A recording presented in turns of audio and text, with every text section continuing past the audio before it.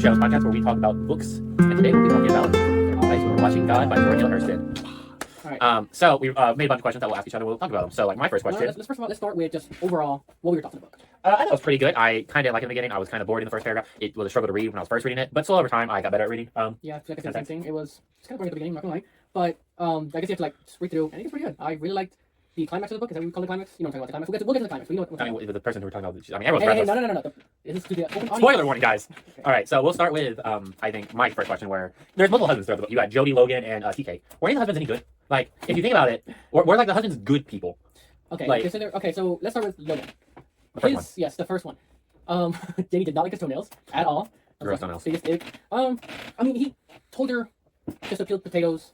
Yes, it was an arranged marriage, which is like immediately like minus 10 points. But I mean, he didn't beat her, did he? No, he didn't. He never beat her. No. He was just maybe he was like kind of mean, but he was never. He also required her to do manual labor, which she was not a part of. Happy for. Well, she did do manual labor for another husband, but we'll get to Yeah. So and then, so I think we both agree. Logan was. that. He was okay. He was like me personally. If I was Danny, But was he? I don't need no man. Was he bad husband material? No. Maybe if he like fell in love with someone and like they actually like loved each other, then I think he'd be a good husband because he never beat her. He never like abused her. I mean, So I think we can both agree. Logan's mid-tier, C-tier husband. C-tier husband. So we rank Logan C-tier. Next up is Jody. So Jody, Ooh, first alright, off, this he guy, yo. told him to break up Logan and he married him, and that he said, "I won't make you do any manual work ever." Absolutely. And so comes in, takes her, and then he builds this whole big city. But she can't even do anything in the city. Everything, all the people are too poor for her. So I think Jody was an emotional manipulator to the extreme. he He had more money. No, I think maybe at the beginning he did love her, but once his dreams started becoming, I guess, true, like this, like they started like happening, he kind of forgot about Janie. Yeah, like as Jane points out later on, that he didn't know anything about her, and that should be told that they weren't really. It felt like they never even talked to each other. When Jody got old and realized he was dying, he didn't even want to see Janie because Janie looks even spriter age still. So I think I rank him B tier husband. Above Logan? I mean, he provided better, like you said, and in the beginning he was a better Yeah, and husband. then, Yeah, that's right. hello? All right, never mind. He's your husband. He's your husband. No, yeah. He was a better husband. TK comes along after Jody's death and promises, like, he talks to her and sweets her up, and is the only one to convince her to work on her own merit. Like, everyone else is like, "You're going to help me with labor," but for him, he said, "I miss you. Come hug me, please." And she said, "Okay." I love you. Come And on. she changed her style. Like, she used to be more womanly. She dressed more, but whenever she was saying TK, she dressed more overalls, dressed more plainly. Yeah, I think TK was overall good. His jealous, or not jealousy. Was it jealousy? The reason he beat her? Yeah, Mrs. Turner and hit her brother. It wasn't jealousy. It was to show it. Now, not as your husband because she did beat his wife. I don't know about you, but I mean, if I'm ranking husbands, I kind of put beating wife as a You can argue negative. that he was a little hypocritical since, he beat Janie just to prove he had power over her, but then some other woman comes along and he's just like, "Oh, well, stop. Like, they're fighting in the mud. Like, So we're ranking TK A tier. I wouldn't say B. B tier. I give it So a B. we got Logan C, Jody D, and TK B. We got Regular husband good? no. All right. So that's my first question. What about your question? Was getting a good ending. So far, let's talk about the ending. What happens in the ending? You get the whole sequence where she grabs a gun, changes her revolver, so she has 3 clicks. That whole sequence is really good, but that's more like the climax. Oh no, that'd be ending climax and then ending. In the ending, she holds what's his name? Jody? TK in his arms. He bites her, which was a little bit odd. Depending on if she gets treated, which I don't think the book ever says about her getting treated on. I mean, she might also be dying soon. And it takes months, so she might be at her end. So she might be dying. I think the ending's an A tier ending. Like, it's not the best book I've read in your class. Animal Farm's better, but I think this book personally is great. It ends on it's all kind of happy because she's like, "Oh, I'm done with all the adventure. I'm ready to settle down." I feel like it's like a happier ending. Unfortunately, he does die, but it was happy overall. So I give solid A. Yeah. And I feel like our next topic of question I'd like to talk about is more meta. At the time when she wrote this book, everyone hated it. Like, even like other black people said this book is terrible and is against our movement. So like Zora Neale Hurston was like ashamed for writing this at the time. It wasn't until so family members said, "No, this is a good book," and brought it back. And actually had to go find where she was buried because Zora Neale Hurston had an unmarked grave. So was this book at the time actually against the civil rights movement? Because multiple characters consistently say things like black is bad or whatnot, but it also points out that not all black people were like, "Oh, he's shining, we can do it." I Uncle think Tom's that Cabin shines more people. of like a truthful light, a very truthful light to how exactly it was back then. Because there definitely was. I feel like there definitely was with colorism. I think that's what the term that you would call that colorism, where black were still racist towards other darker toned people.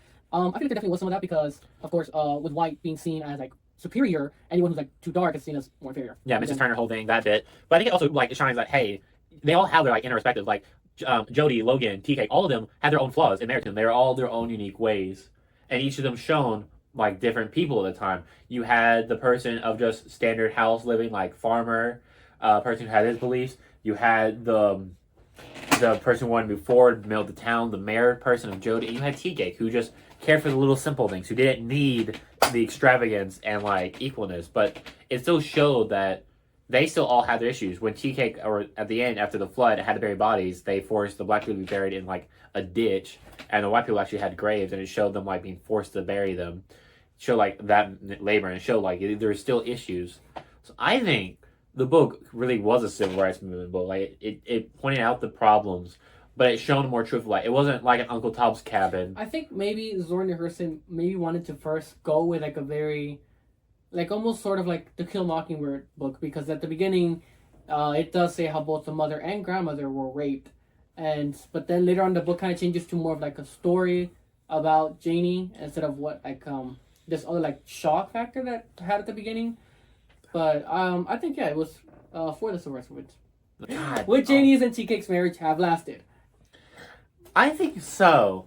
Like throughout the book, like it shows what she has an issue with marriage is that there's no true love. She didn't like Logan because he wasn't poetic. It was arranged. It was he said over like even over the short time that they were together that their marriage it felt fake. Like they didn't feel love. Like eventually he stopped messing with her hair.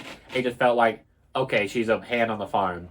And then Jody comes along, promises all this grandeur and love, and she's excited. When it first happens, they're moving there, and like, oh my god, he's gonna do all this stuff. Once he goes to the city, it's gonna like he's gonna care for me a lot.